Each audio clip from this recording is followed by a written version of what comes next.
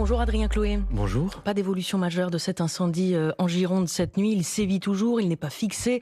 Il est fixé en revanche dans les Landes. Annonce hier soir notamment d'Emmanuel Macron qui s'est rendu en Gironde auprès des pompiers. Elle était nécessaire cette visite?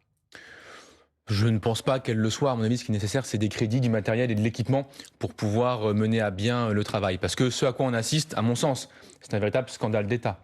Un gouvernement qui a vidé de sa capacité la sécurité civile. Une porte-parole du gouvernement qui ment nuit et jour sur les capacités et sur les projets gouvernementaux. Ça justifie, à mon sens, qu'on se réunisse rapidement. Un exemple, j'étais hier avec des équipes de Airbus, comme des députés de Toulouse, qui m'ont partagé cette information, à savoir que les kits pour l'A400M, vous avez suivi, tout le monde a un peu suivi, pour les gens qui nous écoutent. L'A400M, c'est un avion de militaire, transport de troupes, voilà, qu'on peut équiper avec un kit produit par Airbus qui est rempli notamment de retardants qui peut être disséminé. Figurez-vous qu'à l'heure où on parle là, il n'y a eu aucune commande publique, zéro. Il n'y a pas un kit qui est aujourd'hui commandé par la puissance publique. Or, si on ne les commande pas d'ici septembre, on ne les aura pas pour l'été prochain.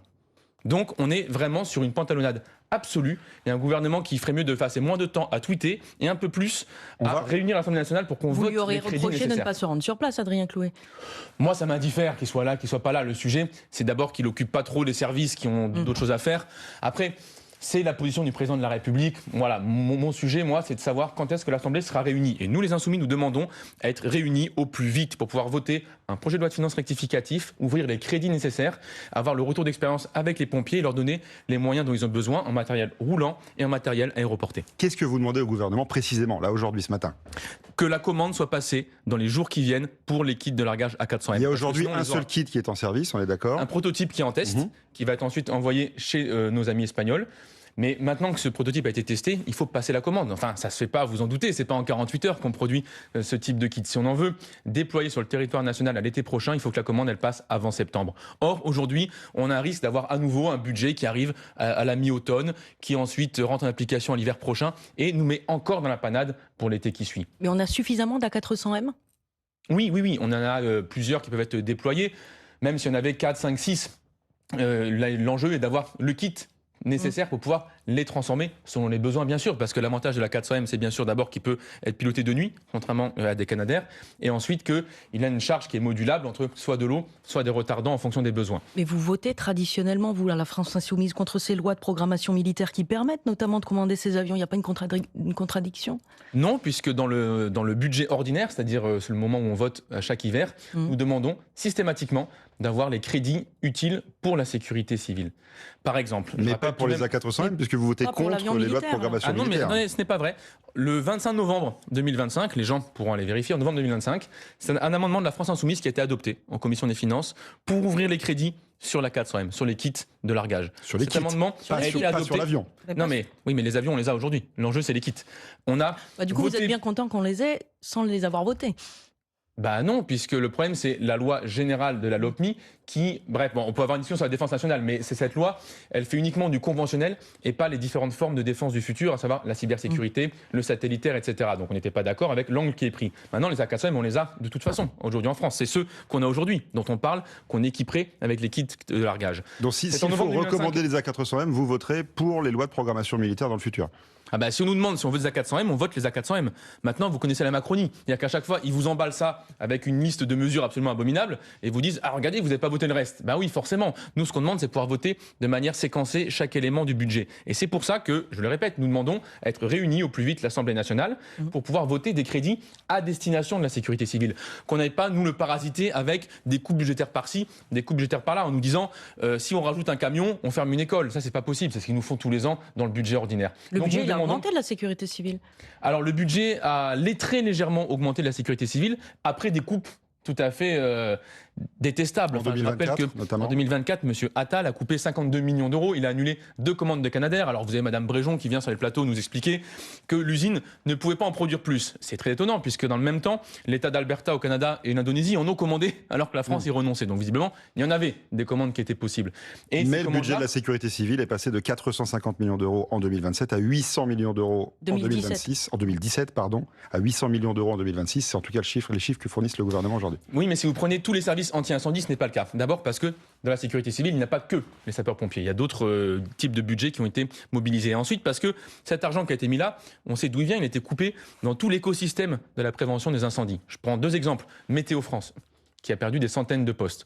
Or, on a besoin des travailleuses et travailleurs de Météo France pour avoir une observation satellite. En France, aujourd'hui, on n'a toujours pas de surveillance satellitaire H24 du territoire pour pouvoir prévenir les incendies et intervenir directement en cas de détection. Deuxième exemple. Ça se fait pas à l'échelle européenne, ça ? Ça se fait à l'échelle européenne, mais il faut passer commande, il faut avoir ensuite la cartographie qui vous revient.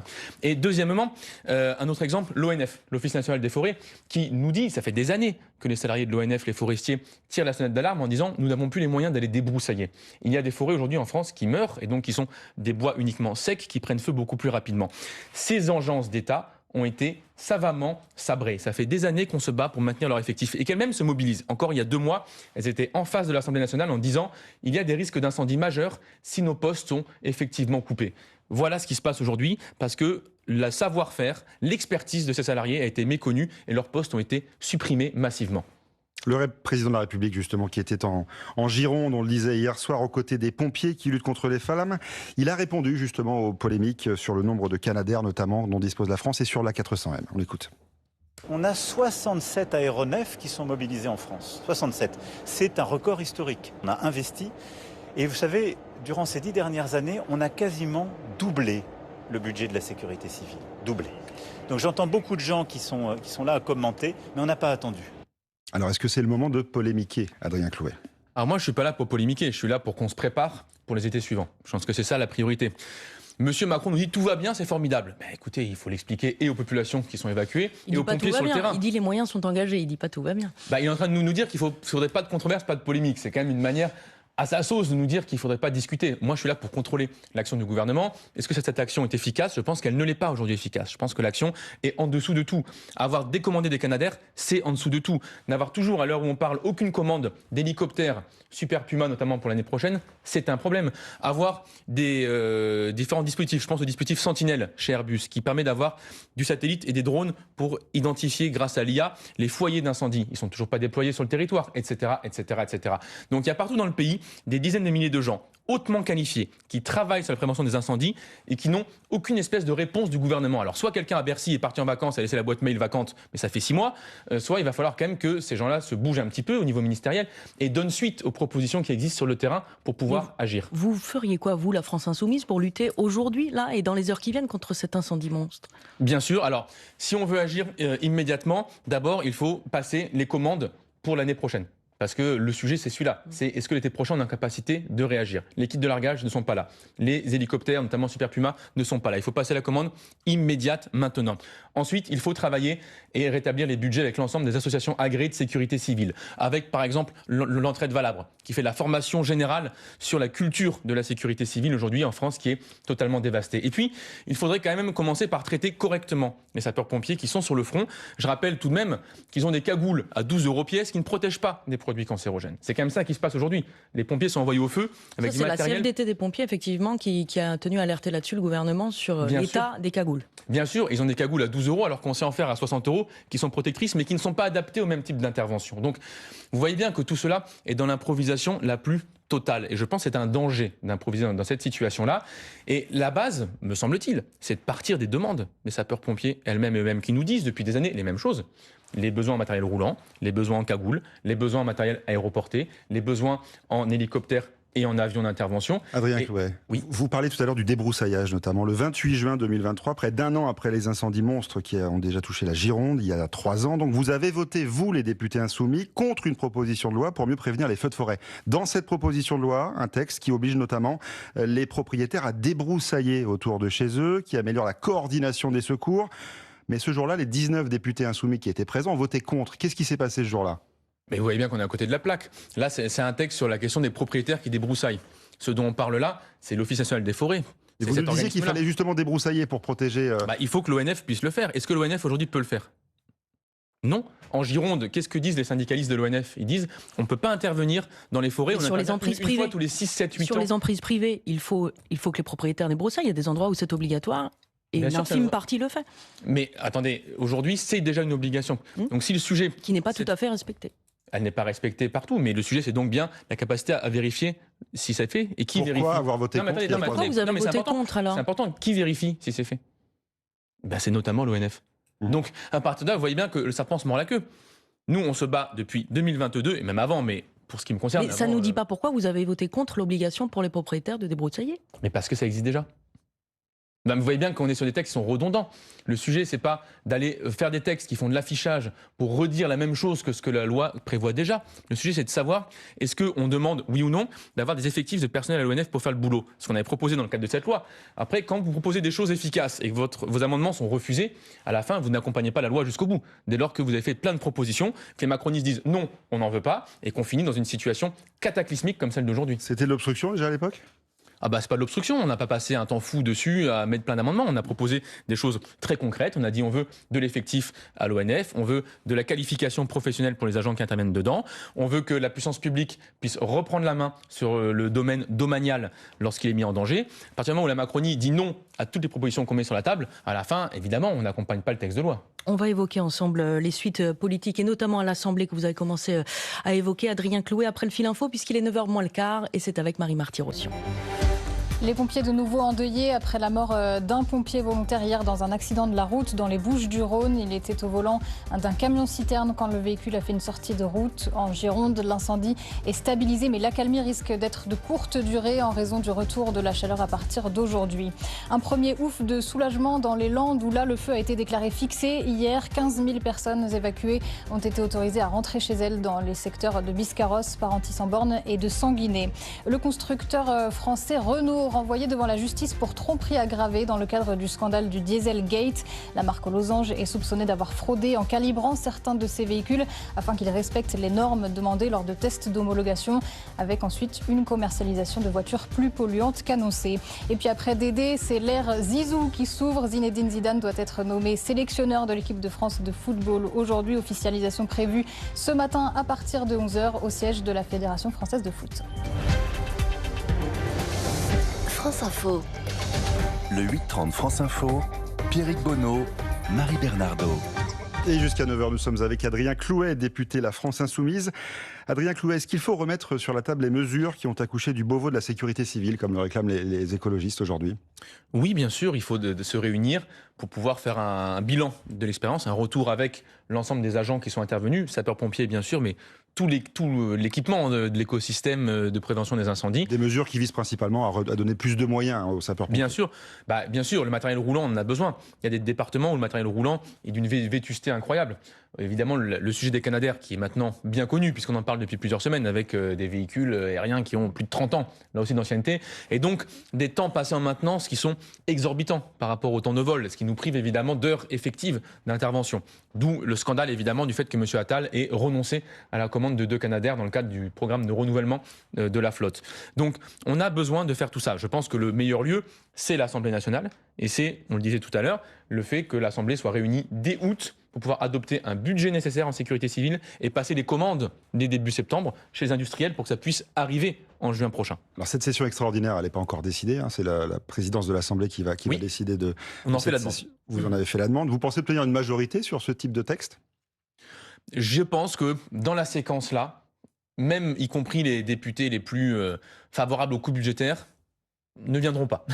Et donc, on pourrait avoir les moyens dont on a besoin. Je veux dire, ce serait, à mon avis, incompréhensible de voir des députés nous dire non, pas 1 euro de plus aux sapeurs-pompiers lorsqu'on sort de la séquence-là. Et c'est pour ça qu'il faut le faire vite. Parce que moi, je vais vous dire, je les connais les macronistes. Je veux dire que dans 4-5 mois, ils nous diront « Mais non, c'est plus la peine, tout est sous contrôle, vous verrez. » Et puis il y a la présidentielle, blablabla. Bon.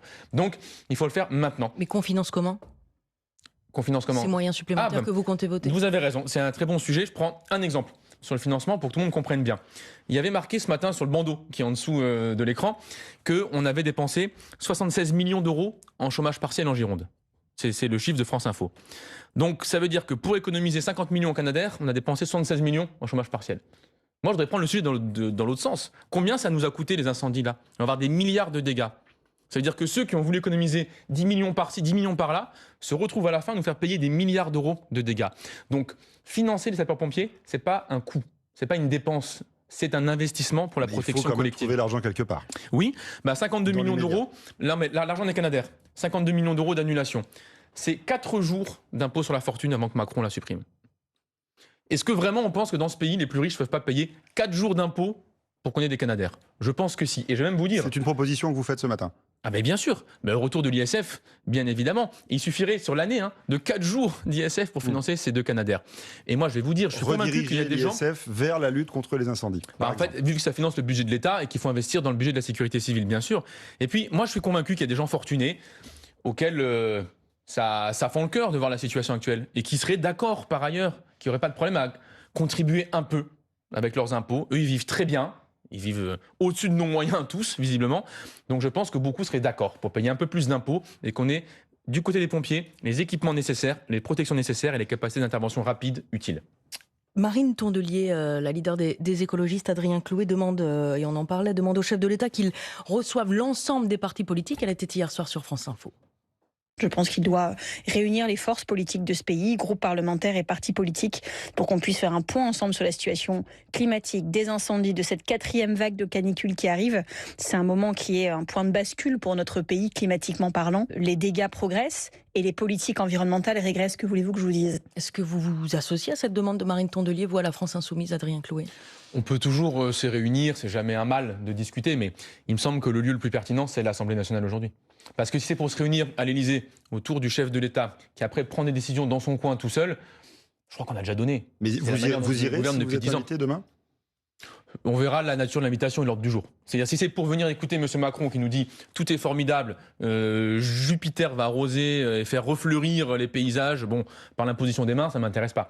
Si le sujet est de savoir quel est l'ordre du jour de l'action gouvernementale et comment on va pouvoir voter un budget, comment on va pouvoir discuter collectivement des besoins, comment on aura le retour d'expérience des personnels sur le terrain, ça se discute. Mais à nouveau, il me semble que la personne qui est responsable, c'est quand même le Premier ministre. C'est lui qui fait le budget, qui est responsable du budget, et donc on devrait pouvoir discuter du budget à l'Assemblée nationale rapidement. Moi, à nouveau, je crains qu'on perde du temps et que les commandes industrielles partent trop tard pour l'été prochain. C'est pour ça que nous privilégions, nous, la piste de convoquer l'Assemblée nationale et voter rapidement les centaines de millions d'euros requis pour les pompiers. En attendant, le gouvernement a activé, vous l'avez évoqué, le système d'activité partielle. On est revenu au temps du Covid. Il faut que l'État soit là. Ah bah de toute façon, il faut que l'État soit là. On voit bien à l'heure actuelle que le capitalisme est un problème pour notre pays. D'abord, le réchauffement et le dérèglement climatique sont évidemment la conséquence, on le sait bien, d'une économie carbonée, à savoir sur le plan industriel, mais aussi sur le plan des grands organismes de crédit et de finance qui s'associent, qui prêtent l'argent pour les projets extractivistes polluants. Et puis, en aval, dès lors qu'on n'est pas en capacité aujourd'hui, par le secteur privé, par le marché, de protéger la population et d'assurer l'ensemble des risques climatiques. Ces risques sont d'un niveau jamais vu dans l'histoire humaine. Les dépenses nécessaires chaque année pour couvrir incendie ici ou la crise du gel également chaque année sont d'un niveau qui augmente d'année après année. Les assureurs privés n'arrivent plus à les honorer. Ça invite, je pense, à avoir une réflexion sur la sécurité sociale climatique. C'est-à-dire comment on fait pour que les primes d'assurance, qui aujourd'hui, vous savez, dépendent de votre bâti, du lieu où vous êtes, etc., soient remplacées par une prise en charge collective de l'ensemble des risques assurantiels, des risques habitat, parce qu'on n'est plus en capacité de le gérer. À ce stade, Roland Lescure, le ministre de l'économie, à ce stade, s'est contenté de demander aux assurances d'accompagner rapidement les sinistrés. Est-ce que c'est la bonne méthode en attendant ? Il vaut mieux qu'elles accompagnent rapidement que lentement, si vous voulez. C'est ça le sujet de M. Lescure. Oui, il vaut mieux aller vite que lentement. Mais la question, c'est... Est-ce qu'on doit contraindre les assurances, tout simplement, à aller vite ? Je pense qu'il faut évidemment leur imposer de manière réglementaire, pas juste en leur demandant de faire l'aumône aux gens. Je veux dire, les personnes, elles ont cotisé, elles ont le droit évidemment d'avoir une protection, une prise en charge. C'est pas un cadeau qu'on leur fait, c'est la juste contrepartie de leur cotisation. Maintenant, il faut avoir une réflexion collective. Comment on fait pour protéger correctement les gens, alors que dans certaines zones, c'est des milliards d'euros qu'il faut sortir chaque année. Et les assureurs n'ont pas tous dans les caisses l'argent requis pour effectuer cette protection. Donc, à mon sens, ce qu'il faut avoir comme réflexion, c'est la réorganisation générale des cotisations sur les questions climatiques pour qu'on puisse tous contribuer selon nos moyens dans la vie et tous recevoir les sommes qui vont être de plus en plus importantes lorsque, un jour, par malheur, on est frappé par l'aléa. Les communes non plus n'arrivent plus à s'assurer. Mais bien sûr, les communes sont en difficulté. Et en plus, vous l'avez peut-être vu sur le cas de la Gironde ou sur le cas d'autres incendies qui ont eu lieu dans le sud-est. Eh bien, vous avez des communes qui sont prises à la gorge parce que c'est aussi elles qui doivent notamment héberger, fournir l'alimentation aux pompiers. Et maintenant, elles sont réduites parce qu'elles ont été tellement, disons, victimes des coupes budgétaires d'Emmanuel Macron. Elles sont obligées de faire des cagnottes pour lever les fonds. Bah ouais, mais c'est quoi la solution alors ? La solution d'abord, c'est évidemment qu'on rétablisse la dotation de fonctionnement des communes. Aujourd'hui, les communes ont perdu 40% de leur argent en l'espace d'une vingtaine d'années. Vous vous rendez compte ? C'est gigantesque. Ce qui veut dire qu'elles peuvent assurer le tout venant, un peu les dépenses courantes, mais dès qu'il y a un pépin important, eh bien, elles n'ont absolument plus rien dans la caisse pour y faire face. Et c'est ce que révèle cette crise-là en ce moment des incendies. On a besoin de collectivités locales qui ont des moyens. Parce que c'est évidemment au niveau de la commune qu'on connaît le mieux le coin qui n'a pas été débroussaillé, pour reprendre le sujet dont on parlait tout à l'heure, qu'on connaît le mieux la zone humide qu'il faut protéger. Donc les communes ont besoin d'avoir leurs moyens. C'est ce que nous on appelle la planification écologique. Donner aux communes les moyens d'agir au niveau ultra-local sur la protection de l'environnement et la prévention des incendies. Adrien Clouet, 162 000 personnes interpellées dans toute la France, chiffre fourni hier par le gouvernement dans le cadre de ces incendies de pyromanes potentiels. Est-ce qu'il faut alourdir les peines pour les auteurs d'incendies volontaires ? Je ne pense pas que ça soit la longueur de la peine qui fasse le sujet. Vous dire que vous soyez condamné... Comment on évite les passages à l'acte ? C'est ça la question. Alors déjà, il faut faire la distinction entre deux choses différentes. D'abord, soit vous avez des gens qui ont un problème de pyromanie, et ce qui est par ailleurs peut relever d'une maladie. Et donc il faut évidemment de la prévention, de l'accompagnement et de la réinsertion des personnes qui en sont après les avoir écartées de la société le temps de traiter. Soit vous avez des actes qui sont des actes à caractère, on va dire, strictement criminel. Parfois pour des promoteurs immobiliers, parfois pour différents intérêts qui veulent faire disparaître une zone naturelle pour pouvoir construire dessus. Et là, bien sûr qu'il va falloir avoir des moyens pour diligenter les enquêtes nécessaires. Le sujet, à mon sens aujourd'hui, c'est que les enquêtes aboutissent trop rarement sur l'ensemble des actes de pyromanie, en tout cas des incendies à caractère criminel. Et la priorité, c'est d'avoir les moyens dans les différentes forces d'investigation pour pouvoir conduire ces investigations à bien jusqu'au bout. A fortiori dans un moment où vous avez des destructions d'une ampleur massive qui font disparaître une partie des éléments de preuve. Incendie dont la violence est nourrie et décuplée par le dérèglement climatique. Comment la France insoumise s'adapte au dérèglement climatique ? Comment la France insoumise atténue le dérèglement climatique ? Vous avez raison. Aujourd'hui, en urgence ? Bien sûr, il faut agir sur 3 points. D'abord, il y a la question de la direction que prend le pays. Aujourd'hui, la France ne répond pas aux engagements internationaux qu'elle a pris dans le cadre de la COP. Et donc, nous allons vers une fin de siècle avec des températures à 2,5, 3 degrés de plus que les pics auxquels on insiste aujourd'hui. Donc, si on veut bifurquer, il faut extrêmement rapidement engager une démarche de planification écologique. Ça signifie donc qu'il va falloir rétablir des formes de fiscalité verte, c'est-à-dire dissuader les activités polluantes par l'outil fiscal. Il va falloir reprendre le contrôle dans les secteurs économiques privés qui aujourd'hui polluent de manière tout à fait démesurée ou refusent la conversion de l'outil de production. Un exemple, ArcelorMittal. Pourquoi nous avons obtenu le vote, les Insoumis, de la nationalisation d'ArcelorMittal ? Parce que l'entreprise Arcelor ne voulait pas convertir l'outil de production pour faire de l'acier vert. Il voulait garder les anciens modes de production les plus polluants. Eh bien oui, l'État doit intervenir, effectivement, se substituer aux industriels lorsqu'ils ne font pas l'activité telle qu'elle est nécessaire. Dans l'immédiat, par exemple, est-ce qu'il faut climatiser tous les bâtiments publics ? Voilà, alors ça c'était le point, comment on bifurque, effectivement, sur l'horizon. Comment on s'adapte ? Et maintenant, comment on protège les gens ? D'abord, on va redire pour M. Barthès, tout le monde n'est pas à la même enseigne dans un temps de canicule. La fraîcheur, aujourd'hui, est devenue un privilège de classe. Il y a des gens qui ont accès à des points d'eau, à des piscines, à de la climatisation, d'autres qui n'y ont pas accès. Comment on fait ? D'abord, on prend les lieux de vulnérabilité, hôpitaux, EHPAD. Ceux-là doivent être climatisés, c'est une évidence, bien sûr. Parce qu'il s'agit de la vie de nos proches, des personnes... Vous avez un peu changé d'avis là-dessus ? Ah non, on a toujours défendu, depuis des années, vous le verrez, pour prendre le plan canicule l'année d'avant, on a toujours défendu de climatiser les lieux où il y a des personnes vulnérables. En revanche, il faut pas C'était moins mis en avant par le passé. Il ne faut pas tout climatiser. C'est-à-dire, si vous climatisez partout, vous faites monter la température extérieure de 3 degrés. En fait, vous devez repartir sur un cycle de climatisation. Ça ne fonctionne pas. D'autant plus que, tout de même, il y a des populations dans le monde qui, depuis des siècles, vivent dans des zones arides ou désertiques, qui ont appris à construire de manière où, durant laquelle l'hiver, le chaud reste à l'intérieur de la maison et durant l'été, le froid reste à l'intérieur. On sait faire des productions comme ça. Et évidemment, il faut renoncer au tout béton absolu. Et il faut passer à des modes de production. Il y a par exemple des réseaux d'architectes en ce moment qui travaillent beaucoup sur la production en bois terre-paille. Des matériaux historiques, qui sont des matériaux qui sont plutôt biosourcés généralement et qui sont beaucoup plus efficaces pour la rétention de température et l'isolation par rapport à l'extérieur. Donc, 1, on protège les lieux de vulnérabilité. 2, on isole le bâti. Et 3, il va falloir qu'on partage les lieux de fraîcheur.